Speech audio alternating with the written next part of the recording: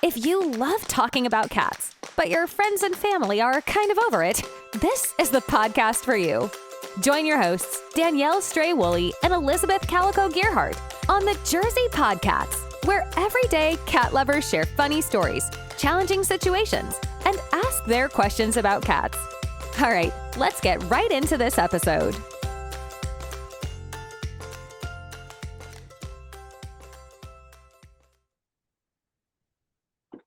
Hi, everybody. My name is Danielle Woolley, otherwise known as Stray. And I'm Elizabeth Gearhart, otherwise known as Calico. And we are the Jersey PodCats. Got it better that time. We did. And we were actually just chatting it up with our guest for today, Noah, about how it's like, you know what, maybe we need to change this up a little bit. I feel like we stumble over, and he's like, you dare not do that. No, we like that intro. You just keep practicing. So, Elizabeth, would you like to go ahead and introduce our guest for today? Yes. So this is someone that I have known for almost 5 years now, I think. Well, 2018 to 20, almost 5 years. Noah is the producer of the Passage to Profit radio show at iHeart. And my husband and I are the co-hosts of the show. And Noah actually has a short segment on the show called Noah's Retrospective, which is always really fun to listen to. And he taught us how to be on the radio. Really, he did. We would go in the studio before COVID, and he would be at the mics, and he'd come running in and going, no, start over. That doesn't sound right. Anyway, it was really fun. Like there was a glass, and we'd be like, here he comes. So anyway, but he taught us how to be on the radio, and I really wanted him on the show today because he and his wife have a cat, and I think he married his wife, but he had to marry the cat at the same time. So we want to hear all about that. And the cat is beautiful too. So we'll be sure to share pictures of the kitty cat too. But how about we also talk about that this is also very timely, because as we announced last episode, right, we were talking about how we're transitioning the format a little bit. And yes, we love cats very much. We just have so many other things we want to explore and talk about, and really want to start highlighting the awesome humans behind the cats too. So with that said, welcome, Noah. Oh, well, thank you so much.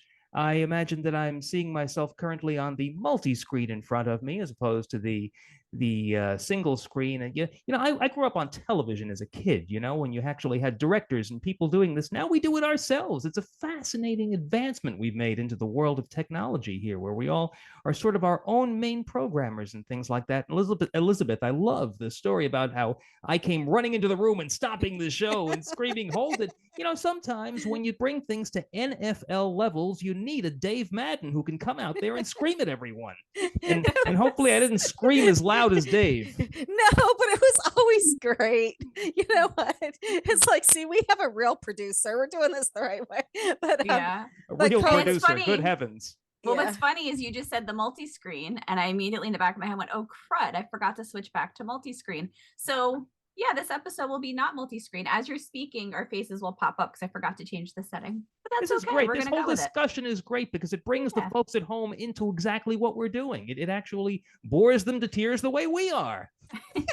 So do you want to recap on Max quickly, Danielle? Yes. So for those who have not listened before, we are on a journey to get answers from Max. He's part, if not most of the reason why we started this podcast together, is to help find answers. And through the journey so far, we've connected with so many amazing people with so much advice. People have been reaching out to give us recommendations, and we just want to keep you up to date. So with that said, so Calico, how is Max doing?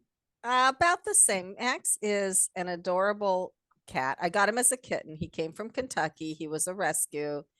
He started scratching his face around his eyes. Now he's scratching, and I've been to 4 different vets. I may take him to the eye vet next. I don't know.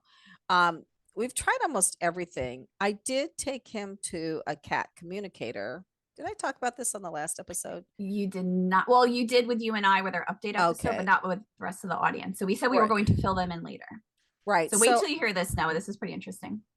So Danielle and I went to a Mission Meow event, which was very well attended and was really great. And they had cat communicators there, and they talked to some cats from that, the cats who owned people in the audience. They talked to the cats, and I set up an appointment with this woman because I could tell that one of my cats that looks just like he's from a long time ago. He looked just like Danielle, one of Danielle's cats that she has now.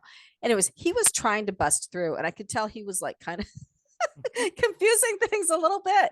And when she said butterflies, I knew that it was him, and I knew he was talking to her. So I hired her to talk to me about Max, because my cat Mithrander, the gray pilgrim from Lord of the Rings, but we called him Mitty.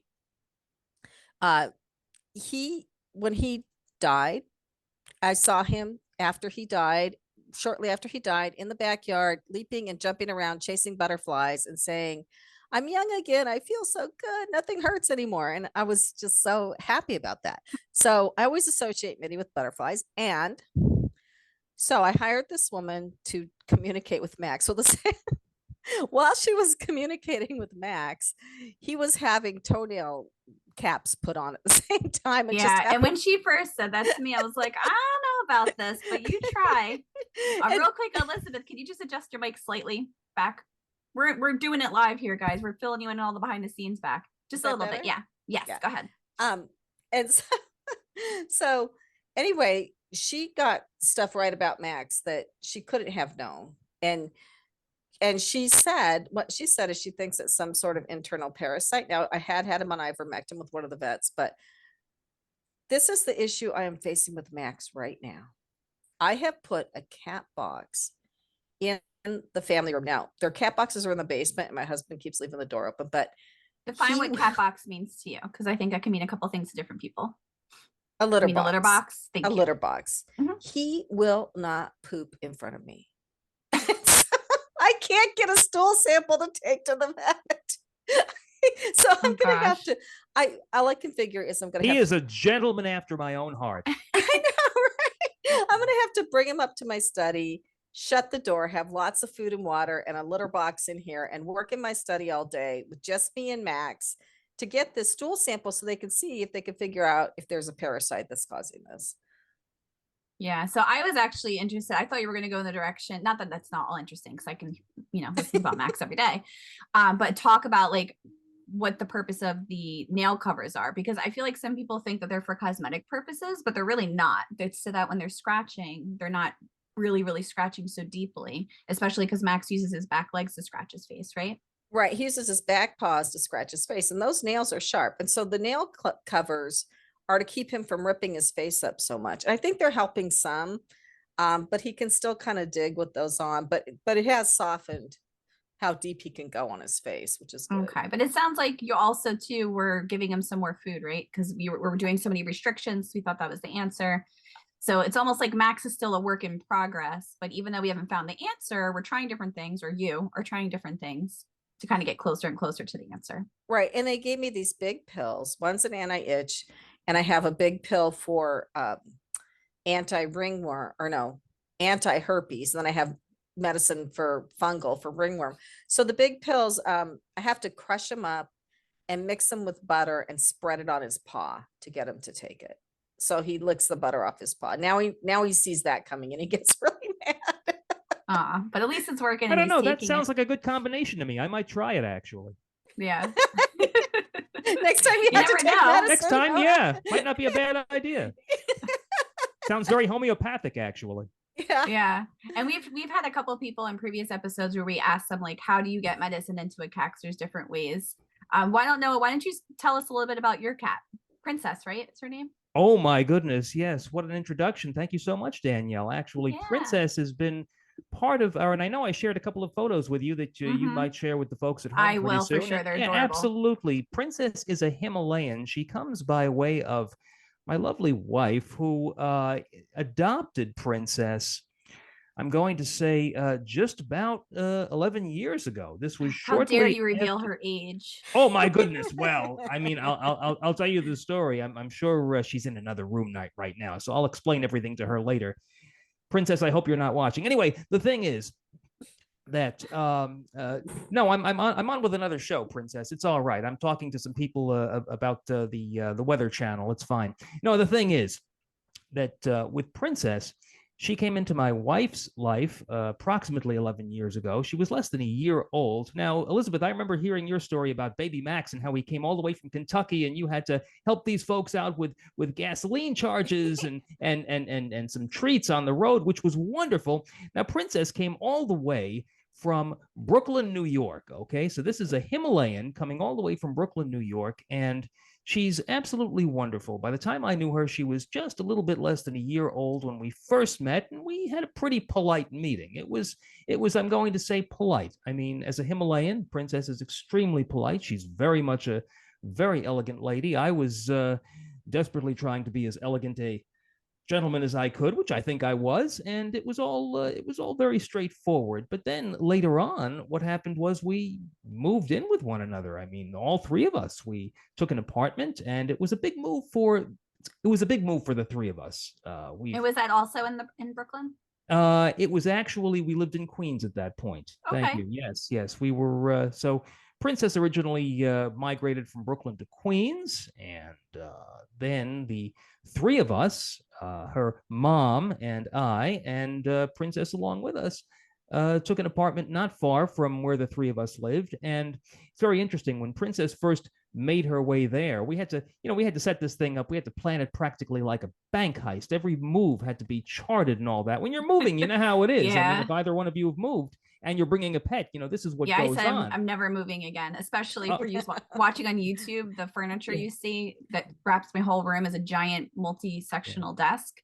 That if we ever do move, it's staying with the house. There's no way we're lugging that anywhere ever again. And then we even joked the other day about how we have 4 cats, but I've also been working on, mostly my husband's been really good at helping socialize one of the feral cats outside.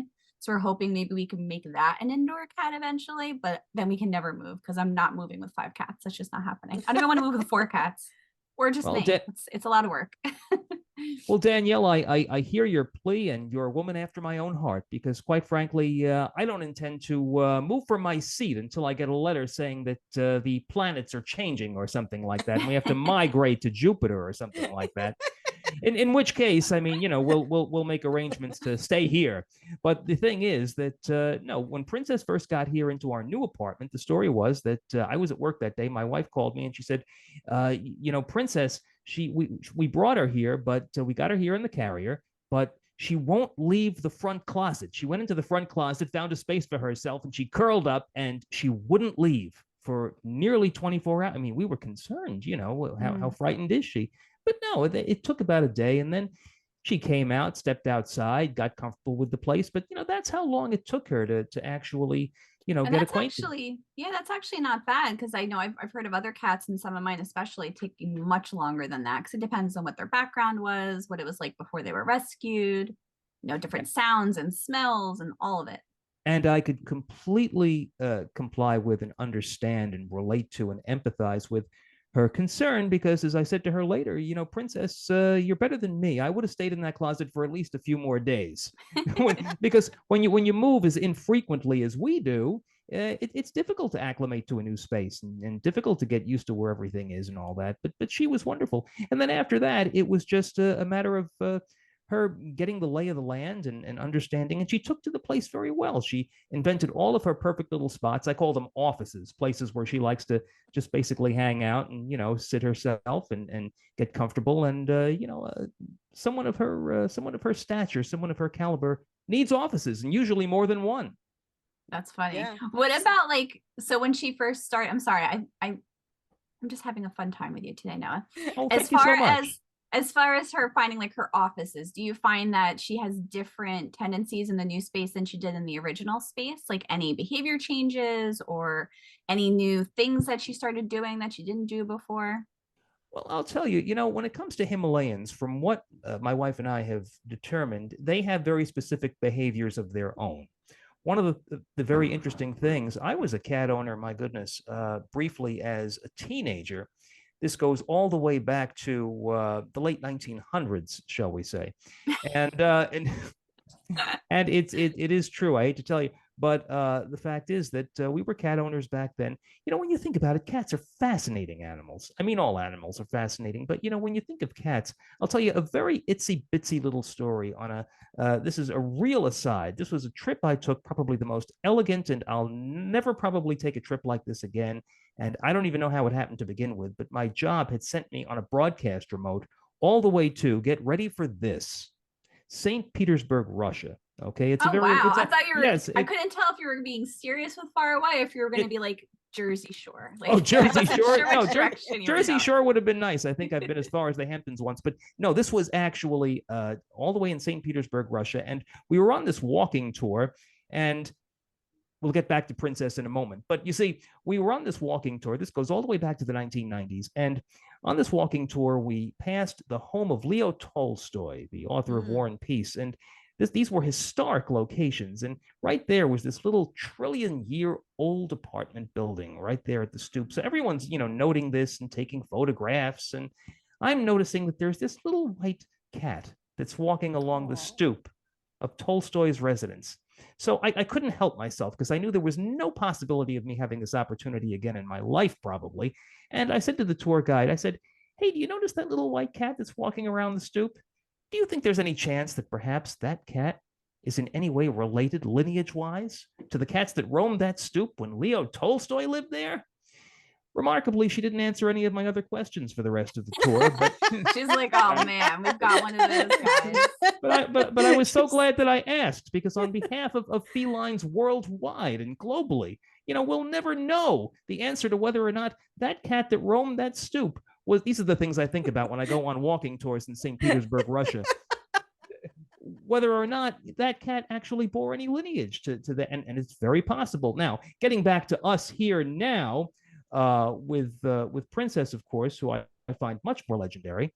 The question is, sometimes I spend time with her and I say to myself, wow, I wonder who's in her lineage. Now, Himalayan obviously goes back to the Himalayas, from what I can tell, from what I've read. And sometimes I wonder, I think to myself, my goodness, who was Princess's original parents? And now I know that on another radio program, which is also a podcast, we've actually had a couple of guests who talked about a service they created that can actually trace the lineage of your cat.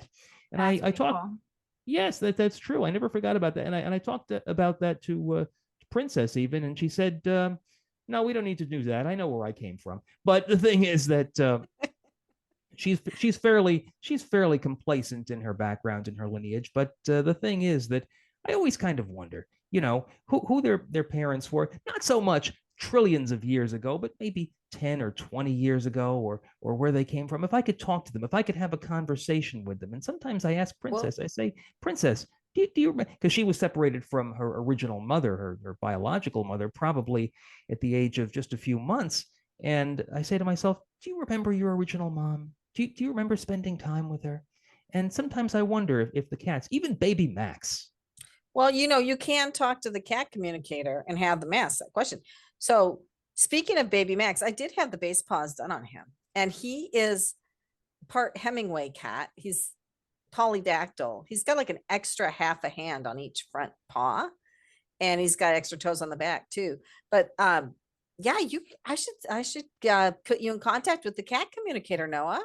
I could see that happening. You mentioned Hemingway just now. Yeah, I was going to tell a Hemingway story too, but you go ahead first, Noah. Oh, I was going to say that's very interesting. I see, knowing what you've told us about Max, I would have thought originally perhaps Eugene O'Neill or maybe Neil Simon. But yeah, certainly Hemingway, I could see that happening.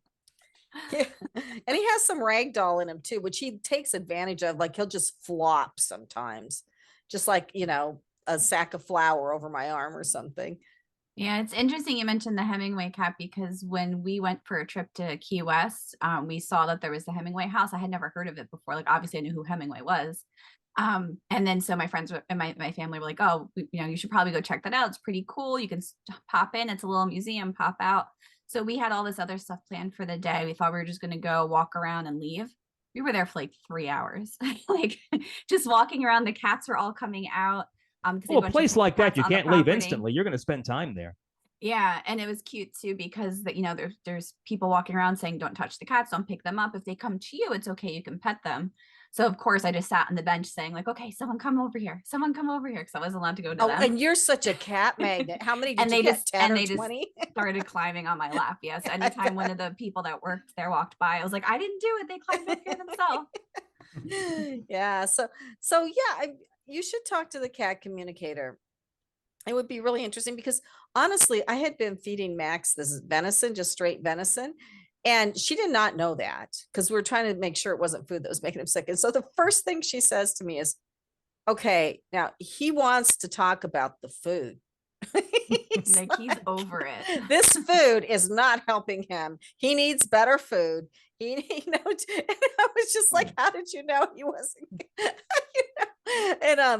And she just knew stuff, like she knew it was in his head and that he was having problems too. And I mean, and I never told her anything. She knew nothing about it. So I bet that Princess could tell you some pretty interesting things. I mean, I don't know if she would tell you which one she loves more, you or her mom, but I'll tell you this much, Elizabeth. Back in the 90s, I wish I had a therapist that good. This is fabulous. They can actually directly tell you what your cat is saying or what they're feeling. That's phenomenal. And the cat communicators are capable of this. she was really good. This one was, yeah. I couldn't believe that's it. fabulous. I wonder if they've ever encountered, with all due respect to them, because they sound wonderful, I wonder if they've ever encountered a cat that may have actually heard what they were saying and found them somewhat presumptuous. But I think any cat will, because that's their attitude of themselves. Yeah. Yeah, Max is still a kitten. He's not a year old yet, so he's still in the sweet phase. But yeah, well, these cat communicators, when we were in this meeting where they were helping everybody, they are part psychologists because people wanted to talk to their deceased cats. And it was a little sad. Yeah. it was heavy and it was a bit much for me. Oh, yeah. When it comes to seance approaches and things like that, that must be wonderful. Oh gosh.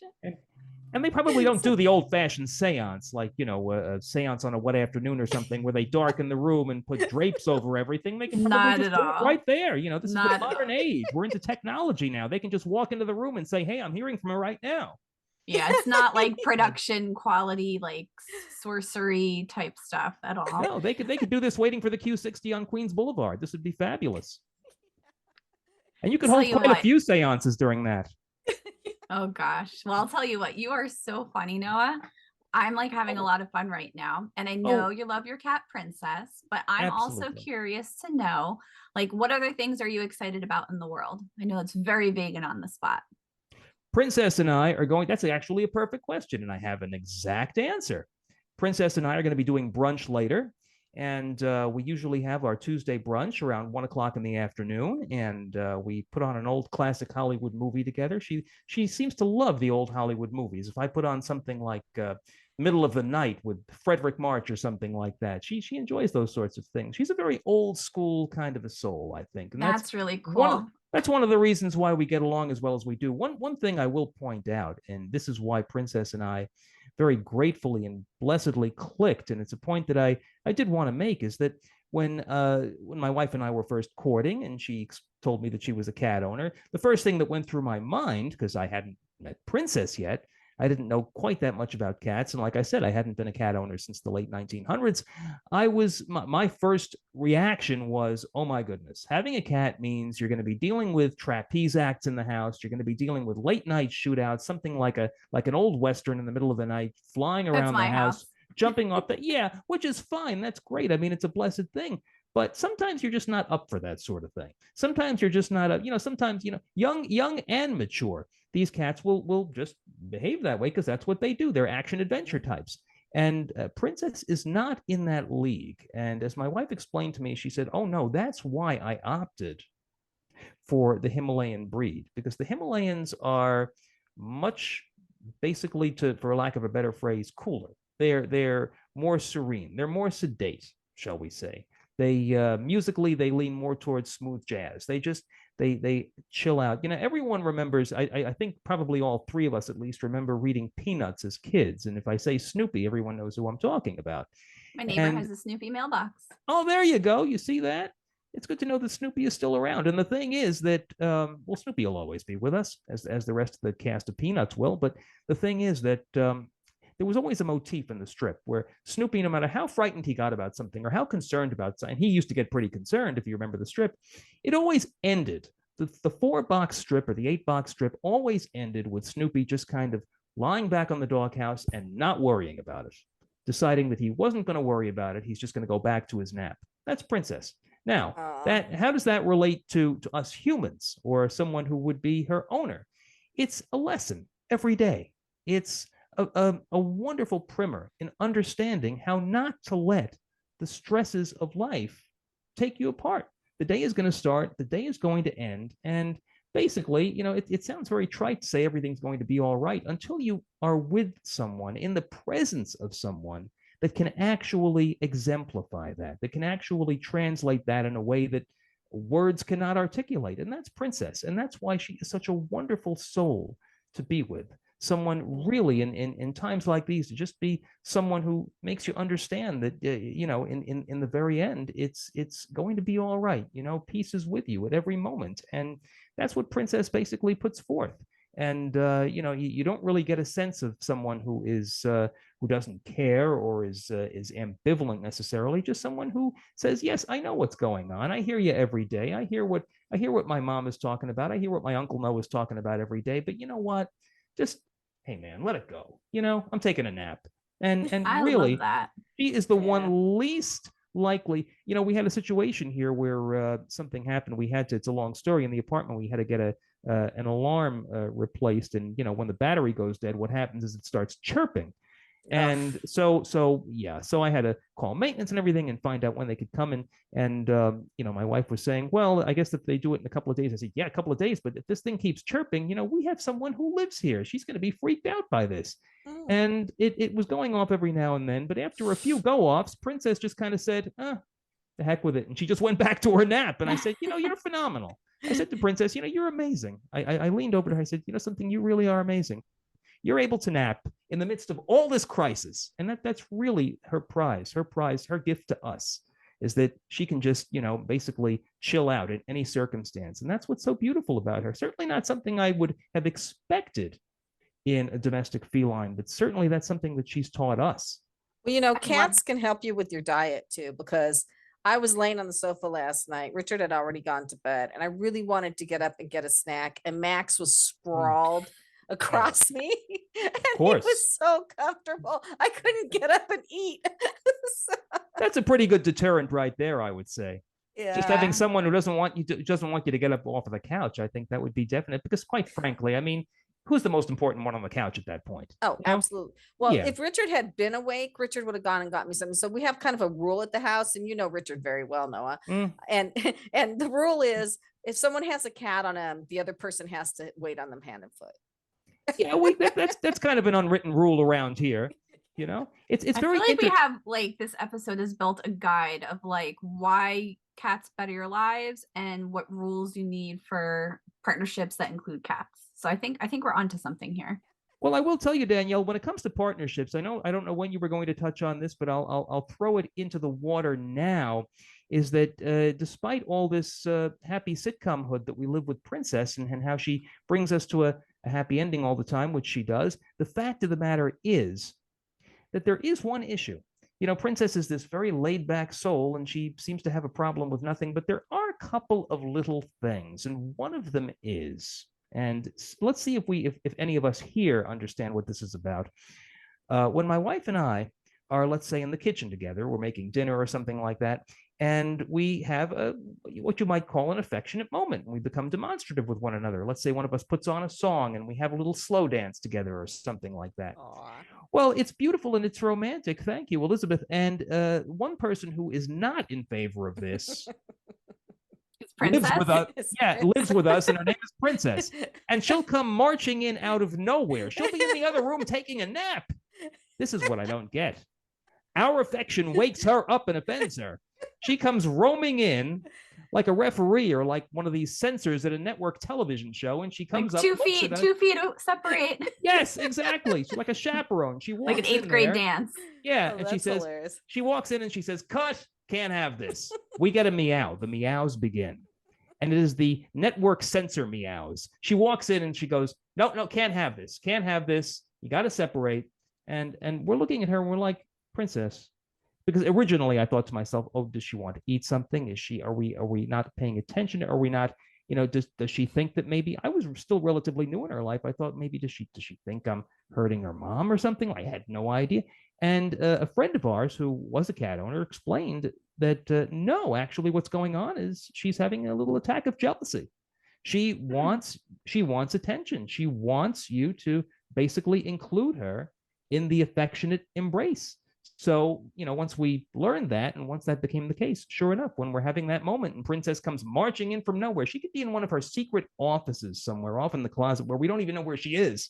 And suddenly she'll appear, she'll emerge from nowhere. The minute we say that's the old joke, we want to give her dinner. Oh, where's Princess? Oh, let's have a hug. She'll come marching in. That's exactly what happens. She does. What is your wife's name? Oh, my wife's name is Claire.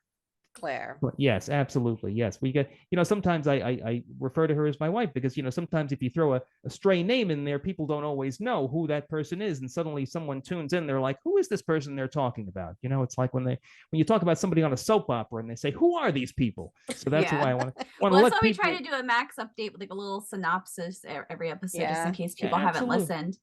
But you brought up an interesting topic because the other part of what we're doing too is we're trying to like parry topics through different episodes, see how we can help answer each other's questions. Maybe there's a story or something that you connected with. And we actually have a cat behaviorist who's going to be a guest in just a few weeks. So we're going to actually circle back with her to see what her experience is with that type of situation. I'm sure we're not the first ones ever to encounter something like that. So anyway, what I was going to say is when that happens, basically what we do is, Claire picks her up and we all have a sort of a group cuddle together. That sort of settles the matter for at least those few minutes. And then, if we embrace one another shortly thereafter, the censor meows begin again. Well, with that, I think it's too much. Yeah, I think nothing we can do about it. No, yeah. I think I think that this is like probably a good place to end at this point. Yeah, this was good. Yeah, this was great, Noah. Thank you. Thank goodness. And we didn't leave everyone on a deep cliffhanger wanting to know what happens next week, like the cat version of Knots Landing or something. Like that. By the way, I happen to think Stray and Calico are wonderful handles for the two of you. Oh, thank you. Absolutely. I heard about this show called the Jersey PodCats, and then when I started tuning in and hearing all the names and titles, I thought to myself, wow, is this some sort of an action-adventure primetime show? Like Cagney and Lacey or something like that? Yeah, well, we're having fun with it. We appreciate that feedback. We we started off with that mission around Max, like I mentioned earlier in the episode, and then we just kind of are navigating of what other things we want to explore and do together. We love talking with people that love cats and building community around it. And the names actually came from Elizabeth literally asked, like, if you could have a cat name, what would it be? And I immediately thought Stray, because I already tell people like I'm a mom to strays. Like I like being involved in cat rescue, even though I'm doing mostly like the social media, the tech and fundraising right now. But cats just find me. Like when I'm traveling, when I was in Greece, they were underneath the table while we were eating dinner and, everybody was laughing like, oh, they must know where Danielle's sitting. Danielle, can I tell you an itsy bitsy little story? This was a couple of days after my birthday, and I'm not necessarily the huge spiritual, the universe spoke to me type, but here I was walking home a couple of nights after my birthday. It was a very nice night out. This was back in October, and it was really a pleasant evening weather-wise. And so I said, let me take the scenic route. And I was walking through this old residential area where it's, mostly private houses. It's a beautiful area. And I'm walking down, it's a huge hill, and it's about, I don't know, 9 o'clock at night or something like that. And as I'm walking down the street and thinking to myself and pondering the universe and all that sort of thing, a small cat comes walking along, and he was not necessarily an outdoor cat or a stray. He was a domestic cat that lived in one of the houses and walks out every now and then. And he walked along. He was pretty good looking too. He was well groomed, and he just took to me. He walked up to me and he just brushed himself against my ankles and he just meowed a couple of times. And I said, hey, I immediately made for, often you see a stray in the road or something or along the street and you figure, well, they're running along their way. You don't want to get in their way. They don't want to bother. They're New Yorkers. You know how it is. And this one just sort of walked up to me and made friends instantly. He was looking for a friend. he walked along, and again, he didn't seem like someone who was necessarily a derelict or a stray per se. He was clearly, he had owners, but he walked along and he just brushed up against me, made friends with me, and I had no choice. I had to get down and start petting him and talking to him, and we had a beautiful little conversation. I was in need, it's a long story, but I was in need of someone to talk to that evening necessarily. I needed to And that get cat out a knew few it. thoughts, and he knew it. Now, I'm never going to know, and unfortunately, walking past there again, I never encountered him again. But when I kneeled down on the floor and talked to him, I said, "Boy, I'll tell you something. If you and I were to meet in a bar, I'd buy you a round of drinks, and we'd be watching the game together for at least a couple of hours." And that's exactly what it was. It was a beautiful encounter, and that's one of those moments that just reminds me of how critical cats can be, and cats are in our lives. Mm-hmm. Absolutely. I agree with that. Well, Absolutely. thank you for that story. Yes, That thanks, helps. Noah. Yeah, that helps shed light on how special cats just are.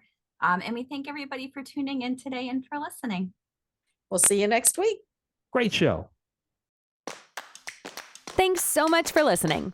Let's keep the conversation going. Give this podcast a rating so other cat lovers can find it.